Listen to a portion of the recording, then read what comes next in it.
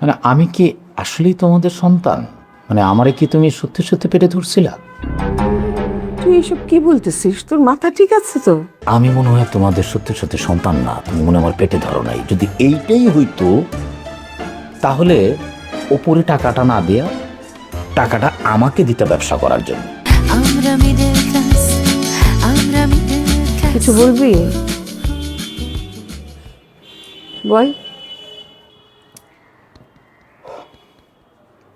আমা, এটা সত্যি করে কথা বলে তো, মানে আমি কি আসলেই তোমাদের সন্তান? মানে আমারে কি তুমি সত্যি সত্যি পেটে ধরছিলা? তুই এসব কি বলতেছিস? তোর মাথা ঠিক আছে তো? হ্যাঁ, না, মাথা আমার ঠিক আছে, আমার মাথায় কোনো ঝামেলা হয় নাই। আমার মনের মধ্যে একটা প্রশ্ন জাগলো আর কি, যে আমি যদি সত্যি সত্যি তোমাদের সন্তান হইতাম, তুমি আমার পেটে ধরতা, মানে অপু তো তোমার সন্তান না? অপু হ্যাঁ। বড়, তাহলে তো তোমার এই দুই সন্তানের মধ্যে এত বৈষম্য থাকতো না। তুই কি বলতে চাইতেছিস খুলে বল, আমি কিছুই বুঝতে পারতেছি না। তুমি বুঝতে পারতেছো না? না। ঠিক আছে, আমি তোমারে খুলে বলতেছি। অপু তো তোমাদের ছোট ছেলে না? ও নিজের পায়ে দাঁড়াইতে চায়, আমিও চাই যে ও নিজের পায়ে দাঁড়াক, কারণ আমার একার পক্ষে এত দায়িত্ব আমি নিতে পারতেছি না। তো প্রশ্নটা আমার অন্য জায়গায়। আমি শুনলাম যে আব্বা করে টাকা দিতেছে ব্যবসা করার জন্য। আমি তো এটা জানি না। সত্যিই জানো না? না, সত্যিই জানি না। ঠিক আছে, না জানলে আমি তোমারে জানাইতেছি। আব্বা ও করে টাকা দিতেছে ব্যবসা করার জন্য। এখন তুমি আমার বলো তো আম্মা, অপু কি কোনোদিন ব্যবসা বাণিজ্য করছে? চাকরি বাকরি করছে? ব্যবসা রিলেটেড কোনো কিছু করছে? ওর কি এমন কিছু বন্ধু বান্ধব আছে যারা ব্যবসা করে? ব্যবসা কে করে? আমি।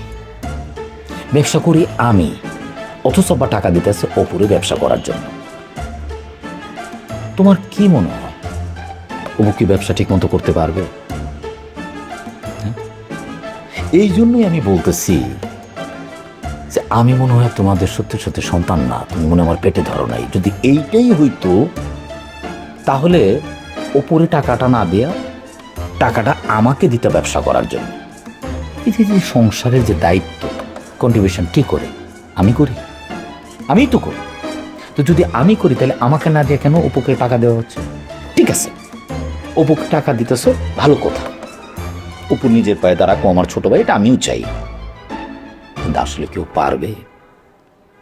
আল্লাহ না করুক, যদি ব্যবসায় ধরা খায়া যায় তাহলে কি হবে আম্মা? তখন কি হবে? এই বোঝা এটা কি আব্বা নিতে পারবো? তুমি পারবা? তখন কার ঘাড়ে এসে চাপবো? আমার ঘাড়ে, কারণ আমি সংসারের বড় ছেলে। এখন সিদ্ধান্ত তোমাদের, তোমরা যা ভালো মনে করো তা তোমরা। ইয়ে, শোন না, তুই মন খারাপ করিস না। না, আমি মন খারাপ করতেছি? আমার মন খারাপ করার কি আছে? তো মন খারাপ করার কিছু। না মানে, আমি তো আসলে জানি না তোর আব্বা কি ভাইবা, মানে কি কারণে অপুকে টাকা দিচ্ছে, আমি এটা কিচ্ছুই জানি না, আমাকে কিছু বলেও নাই। আচ্ছা, আমি তোর আব্বার সাথে কথা বলবো, কথা বলে দেখি যে সে কি চিন্তা করছে আর কেনই বা এইরকম ইয়ে নিল যে অপুকে টাকা দিবে। আমি তোর কথা বলবো, হ্যাঁ? তুই বাবা মন খারাপ করিস না, হ্যাঁ?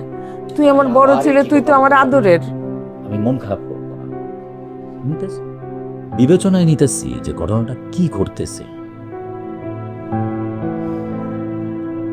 ঠিক আছে, আর আমি যে তোমার সাথে এগুলো শেয়ার করছি এটা আবার কারো বলা দরকার নাই না? তাহলে আবার কোন কথা কিভাবে কি বললে তুমি আবার পেছনা রাখ।